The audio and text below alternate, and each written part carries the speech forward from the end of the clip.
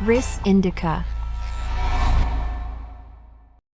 Hello dear aspirants, मेरा नाम है भानु शर्मा और आप देख रहे हैं डेली न्यूज़पेपर एनालिसिस। आज के न्यूज़पेपर में कुछ इंपॉर्टेंट खबरें आई हैं। उनमें से जो एक सेक्शन है खबरों का, मैं आपको पहले ही बताता आया हूँ कि वो इंटरनेशनल रिलेशन से जुड़ी हुई हैं, इंडिया यूएस के रिलेशन से जुड़ी हुई हैं, क्योंकि पीएम मोदी की जो विजिट है यूएस में, उससे कुछ ना कुछ खबरें आती रहती हैं। तो अभी भी फिलहाल आज के न्यूज़पेपर में भी starting with very serious issue जो देखने को मिल रहा है straight from Odisha's Similipal tiger reserve. तो आज ये आइए इसको इशू को डिस्कस करते हैं। तो the issue is that guns alone can not protect the forest guards in India and there are several reasons. देखिए, हो ये रहा है कि जब हम बात करते हैं पोचर्स की, जो एनिमल्स को हंट करते हैं इलीगल तरीके से, अब जो फॉरेस्ट ऑफिसर्स हैं और जो उनका रोल है, रिस्पॉन्सिबिलिटी है, उसमें आर्म्स का इस्तेमाल करना, गन्स का इस्तेमाल करना, गन्स को कैरी करना जो है वो एक पार्ट रहता है। क्योंकि कई बार ऐसा होता है कि जब इशू अराइज हो तो उस केस में पोचर से सीधा आमना सामना हो सकता है, और वहां पर अगर उन्होंने गन्स का या आर्म्स का इस्तेमाल नहीं किया तो एनिमल लाइफ या जो वो पोचिंग कर रहे हैं पोचर्स, उनके लिए तो वो एक नेगेटिव पॉइंट है ही एनिमल की लाइफ के लिए, बट जो फॉरेस्ट ऑफिसर है उनकी भी जो लाइफ और सेफ्टी है वो खतरे में रहती है। इंडिया में फॉरेस्ट स्टाफ जो है, स्पेशली जो फॉरेस्ट डिपार्टमेंट है, अगर हम वहां बात करें तो बहुत ज्यादा बड़ी नीड एक क्रिएट हो जाती है फॉर प्रोफेशनल ट्रेनिंग, और ट्रेनिंग भी नए तरीके की, न्यूएस्ट टेक्नोलॉजी को समझते हुए। एडिक्वेट कंपनसेशन देना बहुत जरूरी है, बिकॉज अक्सर आप देखते हैं थिंक टैंक्स के द्वारा, एक्सपर्ट्स के द्वारा ये मांग हमेशा आती रहती है कि कहीं ना कहीं जो कंपनसेशन है इस तरीके की स्थितियों में वो उतना ज्यादा नहीं है एज पर टुडे स्टैंडर्ड।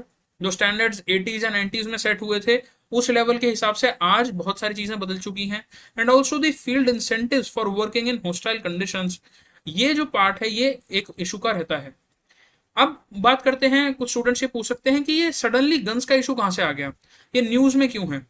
देखिए, एक हफ्ते पहले की बात है, थोड़ी अनफॉर्चुनेट न्यूज है that poachers gun down a forester, यानी कि जो फॉरेस्ट ऑफिसर थे,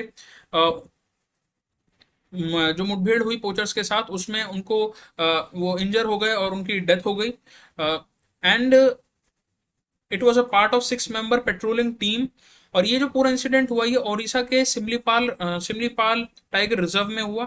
आपको याद रखने वाली बात ये है, जो पीसीएस में पूछा जा सकता है, वनडे एग्जाम में पूछा जा सकता है, जो फैक्ट बेस्ड सवाल होते हैं, that Similipal tiger reserve is a part of the red corridor from Chhattisgarh Indravati to Bihar Valmiki tiger reserve.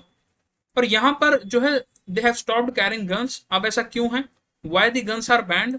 देखिए, लॉ एंड ऑर्डर को प्रिवेंट, जो लॉ एंड ऑर्डर है एंड इवन जो section 197(2) of criminal procedure code जो है सीआरपीसी का है, वो ये अलाउ करता है कि फॉरेस्ट ऑफिसर्स जो हैं वो गन वगैरह रख सकते हैं, आर्म्स वगैरह रख सकते हैं और अपनी ड्यूटी को निभा सकते हैं। और अगर उस ड्यूटी को निभाते समय किसी तरीके का कोई इशू अराइज होता है तो उस फॉरेस्ट ऑफिसर की ऊपर ज्यादा जिम्मेदारी, सारी जिम्मेदारी नहीं होगी, बल्कि उस फॉरेस्ट ऑफिसर को एक गवर्नमेंट से जुड़ा हुआ व्यक्ति समझकर उस पूरे इशू को देखा जाएगा जुडिशियल लेवल पर। तो ये सेक्शन 197(2) ऑफ सीआरपीसी कहता है।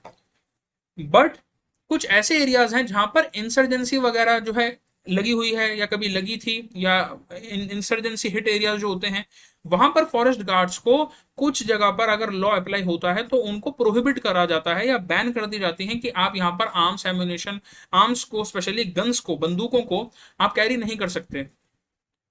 अब उसका एक अलग पार्ट है कि इंसर्जेंसी में क्यों नहीं कैरी करना चाहिए, या लॉ के द्वारा वो गन्स जो है वहां पर बैन क्यों हो जाती हैं, फॉरेस्ट ऑफिसर्स को क्यों नहीं दी जाती हैं, उसके अपने कारण हैं। बट उसका एक सबसे नेगेटिव जो पॉइंट है वो ये निकल कर आता है कि अगर कोई इस तरीके की कंडीशन आती है जहां आमना सामना, फेस टू फेस अगर हो पोचर्स का और फॉरेस्ट ऑफिसर्स का, या इनफैक्ट जो जो फॉरेस्टर्स हैं, तो उस केस के अंदर काफी ज्यादा प्रॉब्लम आ सकती है। और प्रॉब्लम भी इस तरीके की आ सकती है कि उससे इशू जो है वो केवल एक व्यक्ति के ऊपर नहीं पड़ता है, बल्कि पूरी की पूरी टीम पर और गवर्नमेंट के रिसोर्सेज और लाइफ तक का इसमें थ्रेट देखने को मिलता है। So self defence and to provide psychological deterrent to poachers and other offenders, these are some objective of arming the officials. इसलिए ये काफी ज्यादा इंपॉर्टेंट है। देखिए आर्मी ऑफिशियल्स हो गए, उनके पास तो ऑटोमेटिकली जो आर्म्स वगैरह हैं वो होंगी ही, बट फॉरेस्ट और वाइल्ड लाइफ वाला जो एरिया आता है, और स्पेशली फॉरेस्ट ऑफिसर्स और फॉरेस्टर्स का आर्म्स को कैरी करना या ना करना, ये मेक और ब्रेक डील की तरह है। और इसीलिए आप देखेंगे कि Assam was the first, it became the first state to make provisions of section 197 two CrPC का, जो ये अप्लाई करता है टू ऑल फॉरेस्ट ऑफिसर्स कि उनके पास प्रोटेक्शन है फ्रॉम एनी अरेस्ट और क्रिमिनल प्रोसीडिंग्स अगर किसी तरीके का इशू अराइज होता है जब वो अपनी नौकरी कर रहे हैं, अपना जो ड्यूटी कर रहे हैं उस समय। फिर उस इंडिविजुअल को टारगेट नहीं करा जाएगा जो फॉरेस्ट ऑफिसर हैं और पूरे इशू का पार्ट है, उनको एज अ समझा जाएगा कि वो गवर्नमेंट से जुड़े व्यक्ति हैं और अपनी नौकरी करते समय, अपनी ड्यूटी करते समय उनसे जो ये कोई भी अगर इशू अराइज होता है तो उनसे इंडिविजुअली ना जुड़कर as a part of the government official इसको समझा जाएगा। तो यहाँ पर इंपॉर्टेंट पार्ट है, ये थोड़ा इशू अराइज हुआ है और ये थोड़ी सीरियस न्यूज है that guns alone can not protect forest guards in India. Indian express का ये न्यूज है। अब बात करते हैं वर्ल्ड न्यूज की। देखिए वर्ल्ड न्यूज की जब हम बात करते हैं तो जैसे मैं आपको बताया कि यूएस इंडिया के रिलेशन के बारे में काफी बात की जा रही है। एक पॉजिटिव न्यूज ये निकल कर आती है कि मैं आपको पहले ही बता चुका हूं कि सेमीकंडक्टर वाला जो एरिया है, सेमीकंडक्टर फैब्रिकेशन प्लांट, वहां पर चाइना और कोरिया का काफी ज्यादा दबदबा है, वहां पर उनका मार्केट शेयर काफी ज्यादा बड़ा है, डोमिनेंसी है वहां पर, उनकी डोमिनेट करते हैं। बट जब हम बात करते हैं इंडिया का, तो उसमें एक नेगेटिव पॉइंट ये था कि इंडिया का मार्केट शेयर कम क्यों है, या हम चाइना और कोरिया जैसे बड़े बड़े मार्केट लीडर जो सेमीकंडक्टर में हैं आज ग्लोबल लेवल पर, उनसे पीछे क्यों हैं। उसका एक बड़ा कारण ये है कि चाइना ने अफ्रीका के अंदर काफी सारे जो रेयर अर्थ मेटल होते हैं वहां पर अपनी खुद की माइन लगाई हुई है, और वो डेड ट्रैप में फंसा देता है अफ्रीका के उन छोटे छोटे देशों को जो अभी अंडर डेवलप्ड हैं या डेवलपिंग स्टेजेस में हैं। और इसी से इसका कहीं ना कहीं इंडिया के पास जो है आप कह सकते हैं एक वे थ्रू नहीं निकल पा रहा था कुछ सालों से। बट अब मोदी जी के यूएस में जाने से जो है India has joined the US led critical mineral club, जिससे ईवी, इलेक्ट्रॉनिक्स और सेमीकंडक्टर की इंडस्ट्रीज को भी बूस्ट मिलेगा। पिछले दिन ही मैंने आपको बताया था कि माइक्रोन नामक यूएस कंपनी जो है गुजरात में प्लांट लगाएगी, सेमीकंडक्टर की असेंबली की पूरी लाइन बनेगी 2024 तक, अगले साल दिवाली से पहले पहले। अब इंडिया ने भी, आज भी न्यूज आई कि इंडिया ने ज्वाइन कर लिया है मिनरल सिक्योरिटी पार्टनरशिप, जिसको एमएसपी कहते हैं। इसके तहत इंडिया को बहुत ज्यादा बूस्ट मिलेगा, बहुत ज्यादा मदद हो पाएगी, because it is a US led collaboration. देखिए एमएसपी क्या है, एमएसपी को भी रिसेंटली इटली ने साइन करा था और अभी फिलहाल इंडिया ने इसको ज्वाइन कर लिया है। ये एक तरीके का यूएस लेड कोलैबोरेशन है जिसमें टोटल 14 कंट्रीज आती हैं which aim to catalyse the investment specially in the critical mineral supply chains. देखिए मैंने आपको ये भी बताया था कि सेमीकंडक्टर हो गया या इस तरीके की जो न्यूएस्ट टेक्नोलॉजी उनको सेटअप करना इंडिया में सबसे मुश्किल इसलिए हो जाता है कुछ जगहों पर। और गुजरात में क्यों नहीं हुआ इतना ज्यादा मुश्किल, इसलिए माइक्रोन कंपनी आ रही है। उसका एक बड़ा कारण ये है कि जीरो से जब आप स्टार्ट करते हैं किसी भी चीज को और आपके पास सप्लाई चेन मैनेजमेंट नहीं है प्रॉपर, जीरो से स्टार्ट करने में हैवी इन्वेस्टमेंट लगता है, ज्यादा एफर्ट लगती है, और उसका जो एक ड्रिप डाउन इफेक्ट है, जैसे मान लीजिए जो आरओआई है, रिटर्न ऑन इन्वेस्टमेंट मिलता है, वो काफी समय बाद जाके मिलता है।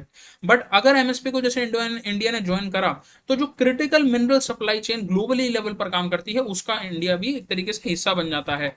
And India's inclusion and ambitious shift in the mobility space through conversion of a large part of public and private transport, जो कि ईवी और इलेक्ट्रॉनिक व्हीकल्स जो आप कह रहे हैं कि फ्यूचर में काफी ज्यादा जो है उसकी डिमांड भी आएगी और सप्लाई के लेवल पर भी हम काफी स्ट्रांग बन पाएंगे। आप अगर देखें तो कुछ ऐसी जो बड़ी बड़ी जो कंपनीज हैं मार्केट शेयर में, ऑटोमोबाइल इंडस्ट्री की जब हम बात करते हैं इंडिया में, अगर आप टॉप 5 कंपनियों को देखेंगे तो उनमें से जो 5 कंपनी हैं वो फ्यूचर के लिए ईवी की तरफ देख रही हैं। प्लस टेस्ला का इन्वेस्टमेंट करना, इंडिया में आना, इलेक्ट्रॉनिक व्हीकल को बढ़ावा देना, ये सारी चीजें एक दूसरे से कनेक्टेड हैं, जिस बात को शो करता है कि इंडिया भी अब जो है उस रेस का पार्ट तो बन ही रहा है और आगे भी काफी ज्यादा बढ़ रहा है। इसी से जुड़ी हुई एक और खबर है that India and US are expanding the scope of cooperation in strategic areas. कैसे हो सकता है ये? देखिए काफी सारे नए जो फ्रेमवर्क्स हैं वो आए हैं क्वाड के अंदर और I2U2 के अंदर। क्वाड क्या होता है? क्वाड असल में आपका जापान, ऑस्ट्रेलिया, इंडिया और यूएस का पार्टनरशिप है, याद रखना है आपको। और I2U2 में I2 यानी कि इजराइल और इंडिया, और U2 में यूएई और यूएस। इसके अंदर भी नए फ्रेमवर्क्स की बात की गई है। Two countries are making major progress together. Two countries कौन सी? इंडिया और यूएस। तो यहाँ पर आप देखेंगे कि क्वाड के अंदर भी इंडिया यूएस आ रहा है, I2U2 में भी यूएई के साथ साथ इंडिया और यूएस यहाँ पर भी आ रहा है, और इसमें नए फ्रेमवर्क्स भी ऐड हुए हैं। तो कहीं ना कहीं हमारी डिप्लोमेसी कितनी स्ट्रांग है इस समय, इसको शो करता है। And also Modi has loaded Kamala Harris for her contribution towards strengthening ties. ये थोड़ा सा आप इसको देख सकते हैं, ये जनरली एग्जाम पर्सपेक्टिव से नहीं है, बट ये शो करता है कि दो अलग अलग नेशन जो हैं उनके टाइज ज़्यादा अच्छे हो रहे हैं, इसलिए उनके लीडर्स एक दूसरे के लिए पॉजिटिव कमेंट भी कर रहे हैं। And also working with renewed trust in areas of new and emerging technologies like semiconductor। इससे पहले भी मैंने आपको बताया था डिफेंस के अंदर भी जो नए नए स्टार्टअप्स आ रहे हैं, कल की न्यूज में भी कि वहां पर जो इंडिया के स्टार्टअप है, यूएस के स्टार्टअप एक साथ आ रहे हैं काम करने के लिए, इमर्जिंग टेक्नोलॉजीज यहाँ पर शो करता है ना। इंडियन यूएस टाइज से होगा ये, what is the advantage to India? It is that influential Indian American community is well established in US, और उससे जो भारतीय यूएस में गए हैं वो काफी ज्यादा एक सॉफ्ट डिप्लोमेसी के लेवल पर पॉसिबिलिटी के डोज जो है वो खोल सकते हैं। And India needs capital and technology and it can be met by the strategic embrace of these two countries। क्योंकि यूएस भी ये बात जानता है कि इंडिया एक बहुत ज़्यादा बड़ा इमर्जिंग मार्केट है, और अगर यूएस को पावरफुल बनना है, स्पेशली ऐसे समय में जहां चाइना और रशिया जो है ग्लोबल लेवल पर अपना एक अलग ही जो है इन्फ्लुएंस क्रिएट कर रहे हैं, उसमें इंडिया के साथ अगर यूएस नहीं चला तो यूएस पीछे जा सकता है। So India strategic decision with US will benefit, economic front पे तो करेगा ही, कंपनीज आएंगी, केपेक्स होगा, कैपिटल एक्सपेंडिचर वगैरह होगा, इन्वेस्टमेंट होगी, नए लोगों को नौकरियां ज़्यादा मिलेंगी, टेक्नोलॉजिकल और मिलिट्री प्रोग्रेस की वजह से भी काफ़ी ज़्यादा फायदा होगा। तो ओवरऑल वर्ल्ड न्यूज़ अगर हम आज की देखें तो ये जो जुड़ी हुई है वो इंडिया यूएस पार्टनरशिप से ज़्यादा जुड़ी हुई है। नई नई स्कीम्स आ रही हैं, नए नए जो है पार्टनरशिप साइन किए जा रहे हैं, जैसे कल हमने माइक्रोन के बारे में देखा, और आर्टेमिस अकॉर्ड के बारे में भी हमने देखा कि ऐसा किया जाएगा कि हो सकता है इंडिया साइन करे उसे मोस्ट प्रोबेबली, और वो एक नॉन बाइंडिंग है। उसी तरीके से आज हम देखते हैं कि एमएसपी जो है, ये एमएसपी मिनिमम सपोर्ट प्राइस नहीं है, ये मिनरल सिक्योरिटी पार्टनरशिप है जो सप्लाई चेन प्रोवाइड करता है क्रिटिकल मिनरल्स की। तो भारत को भी जो रेयर अर्थ मेटल्स हैं जैसे कोबाल्ट हो गया, उनको निकालना, उनकी सप्लाई चेन काफी आसान कर देगा ये प्रोसेस। अब बात करते हैं कुछ इंपॉर्टेंट सोशियो इकोनॉमिक न्यूज के बारे में, जिसमें से कि एक बड़ी न्यूज जो आ रही है वो ये है कि देखिए राइसिंग रिटेल प्राइसेस जो हैं उससे भारत सरकार जो है उसको समझ रही है कि इसको कंट्रोल करना बहुत जरूरी है, और उसको कंट्रोल करने के लिए सेंटर ने एक अनाउंसमेंट करी है कि 4 लाख मेट्रिक टन जो है उसका सेल करा जाएगा of wheat, and 5 lakh metric ton जो चावल है, जो राइस है, उसका सेल करा जाएगा under the open market sale scheme, जो कि डोमेस्टिक लेवल पर किया जाएगा। अब देखिए होता यह है, जब भी किसान जो है क्रॉप यील्ड उनका होता है, हार्वेस्टिंग होती है, तो वो जो भी क्रॉप है वो सब के सब एफसीआई के गोडाउन में जाता है, स्टोर होता है फूड कॉर्पोरेशन ऑफ इंडिया के गोडाउन्स में। और जब मान लीजिए अगर किसी तरीके का कोई प्रॉब्लम आया, जैसे कोविड-19 में हमने देखा राशन की लोगों को काफ़ी ज़्यादा दिक्कत हो रही थी उस समय पर, तो ऐसे समय में या मान लीजिए किसी तरीके का कोई एक्सटर्नल फैक्टर आ जाते हैं इन प्ले, तो वो जो स्टोर जो ग्रेन्स हैं वो फिर दिए जाते हैं। अब कुछ क्वेश्चन कर सकते हैं स्टूडेंट कि सरकार तो ऑलरेडी राशन जो है प्रोवाइड करती है, तो वापस से ये इतने सारा जो लाख मेट्रिक टन्स है व्हीट और राइस का, ये वापस से सरकार क्यों ओपन मार्केट सेल स्कीम के अंडर बाहर भेज रही है, क्यों एफसीआई का इस्तेमाल किया जा रहा है? देखिए इसका बड़ा कारण राशन प्रोवाइड करना नहीं है, राशन ऑलरेडी प्रोवाइड किया जा रहा है काफी सारी गवर्नमेंट की स्कीम्स और पॉलिसीज के अंडर। बट इसका जो मेन कारण है, सेंटर ने अनाउंसमेंट इसलिए करी है क्योंकि उन्हें जो अभी रिटेल बाजार जो है, जो रिटेल मार्केट आप देखेंगे उसमें जो प्राइसेस हैं वो काफी ज्यादा राइज कर रहे हैं।